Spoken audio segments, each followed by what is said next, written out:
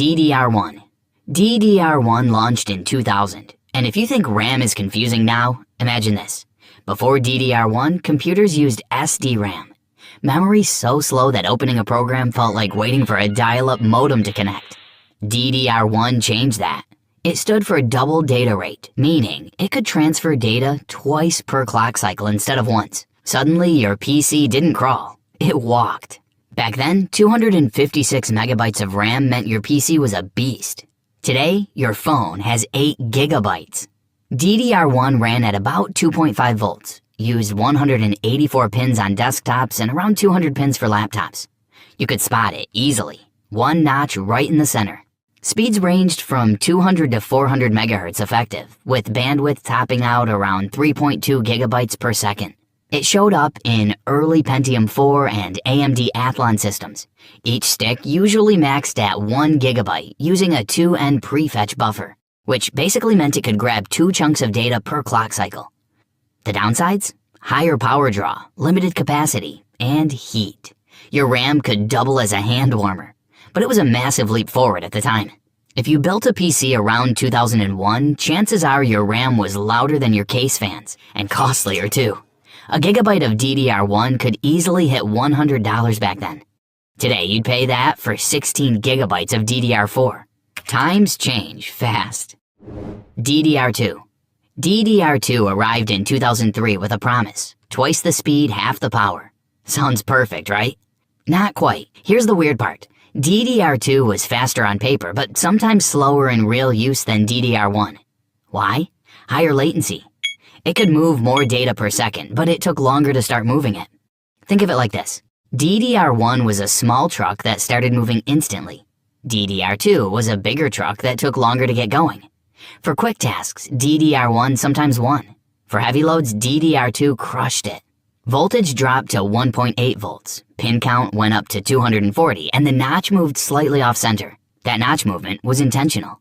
It was so you couldn't accidentally jam DDR2 into a DDR1 slot and completely fry your motherboard. Trust me, motherboards don't appreciate attempts that are close enough. Clock speeds doubled, from 400 MHz up to 1066 MHz, pushing bandwidth around 8.5 gigabytes per second, over twice what DDR1 offered. DDR2 also introduced 4N prefetch, meaning it could grab 4 chunks per cycle. In real terms, PCs felt smoother. You could finally run multiple browser tabs without your system freezing like a statue. DDR2 powered the Intel Core 2 Duo and early AMD Phenom days, the era of Windows Vista and questionable desktop wallpapers. But higher latency sometimes made it slower in practice than DDR1 at the same clock. It was a weird upgrade, faster on paper but not always in daily use. Still, efficiency improved, heat dropped, and capacities hit 4 gigabytes per stick. By mid-2000s standards, that was huge. If you're curious, DDR2 is long dead today. You might still find dusty sticks in office PCs from 2007, right next to the printer nobody wants to replace. Then came DDR3 in 2007, the memory that defined an entire decade of gaming PCs. This was the era of Minecraft, Skyrim, and League of Legends, games that defined a generation. If you built a gaming PC anytime from 2008 to 2015, you probably used DDR3. Boot times dropped to seconds. Games loaded without the please wait screen. And multitasking actually worked. It ran at 1.5 volts and 1.35 volts for low power versions. Kept 240 pins but shifted the notch again to stop mix-ups. Speeds ranged from 800 to 2133 megahertz, pushing bandwidth beyond 17 gigabytes per second. It brought an 8N prefetch buffer, new flyby signal routing for stability, and support up to 16 gigabytes per stick. It powered Intel's legendary Core i5-2500K and i7-3770K. CPUs so good, people still refuse to upgrade from them. Even today, a DDR3 system can handle 1080p gaming and basic editing without breaking a sweat. It was also legendary for running hot enough to cook eggs. A 16 gigabyte kit today costs around $25 to $35, making it perfect for budget or retro builds. But if you're editing 4K footage or gaming with modern GPUs, DDR3 becomes the bottleneck. It'll work, but you'll feel the lag. If you're still rocking DDR3, comment below why you're holding on. I'm genuinely curious. DDR4. DDR4 launched in 2014, but here's the dirty secret. Nobody cared at first. Why? Because DDR3 was still fast enough. Early DDR4 was expensive, barely faster, and required new motherboards. Gamers ignored it. Reviewers called it unnecessary. But then something changed. AMD launched Ryzen in 2017, and suddenly RAM speed mattered. Ryzen CPUs were hungry for fast memory. The faster your DDR4, the better your performance. That's when DDR4 went from meh to must-have. Voltage dropped to 1.2 volts. Pins jumped to 288 and speeds exploded from 2133 MHz to 3200 MHz. Then 3600 MHz. Then beyond 4000 MHz for enthusiasts. Prices dropped. Capacities hit 128 gigabytes per module. By 2020, DDR4 was the undisputed king, and it still is for most people in 2025. DDR4 also brought bank groups, which let memory process tasks in parallel, plus CRC error checking for better stability. This wasn't just faster RAM, it was smarter RAM. In the real world, DDR4 easily handles 1080p and 1440p gaming, smooth editing, and even light 4K work. It's the sweet spot for most users right now. As of today, you can find 16 gigabyte kits for around $40 to $60, or 32 gigabyte kits near $80 to $100. Still great value. But remember, DDR4 and DDR5 are not interchangeable. The notches and voltages differ, and each needs a compatible CPU and motherboard. Then in 2021, DDR5 arrived, built for the new era of gaming, AI, and 4K or 8K content creation. It dropped voltage further to 1.1 volts, kept 288 pins, but moved the notch once again to prevent confusion.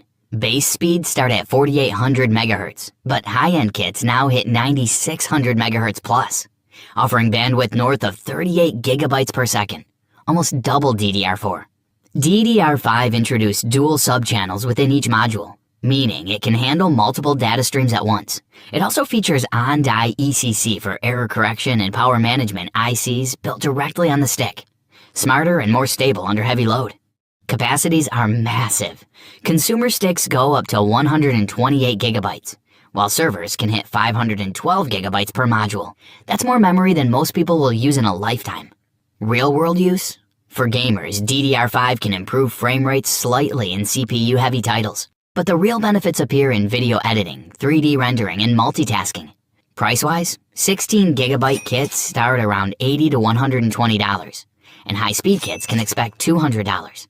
If you're building a brand new PC with Intel Alder Lake, Raptor Lake, or AMD Ryzen 7000, DDR5 makes sense. Otherwise, sticking with DDR4 isn't a crime. Your frame rates will thank your wallet. Here's the quick breakdown. DDR3 to DDR4. Yes, if you game, edit videos, or use heavy software.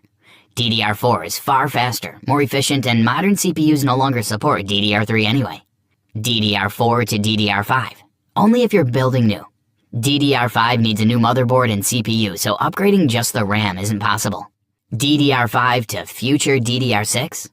Relax, that's years away. Enjoy what you have, or what your credit card just paid for. If you're ready to upgrade and want to skip the endless review rabbit hole, I've got an Amazon link in the description that takes you straight to the best-selling computer memory. It's always updated with current prices and top-rated options, so you're not looking at recommendations from 6 months ago when half the kits are out of stock. Check it out. It'll save you hours of research. Common mistakes and myths. Myth 1. Higher megahertz equals always better. Not necessarily. Beyond a point, faster RAM shows minimal gains unless your CPU and workload actually benefit. For gaming, latency often matters more than raw megahertz. Myth 2. You can mix different RAM speeds. Technically you can, but all sticks will run at the speed of the slowest one. It's like running a relay race with someone wearing flip-flops. Myth 3. RGB makes it faster. Nope, it just makes it prettier. You'll get 0 extra FPS, but 100% more glow. Myth 4. DDR4 works on DDR5 boards. Nope again. The pin layout and voltage differ. Always check motherboard specs before buying. Myth 5. More RAM equals always better. Only up to a point. 16 gigabytes is ideal for gaming, 32 gigabytes for heavy creators. Anything beyond that is bragging rights, unless you're running servers. Final wrap-up.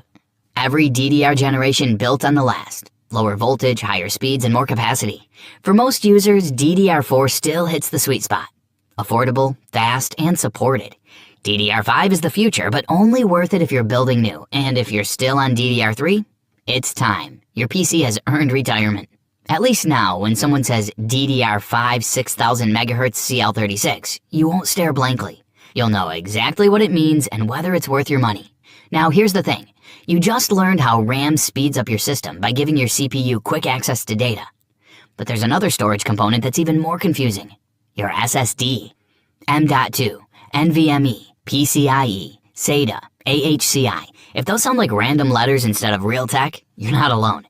And here's what nobody tells you. Buying the wrong SSD type is worse than buying slow RAM, because you'll feel it every single time you boot up, load a game, or open a file.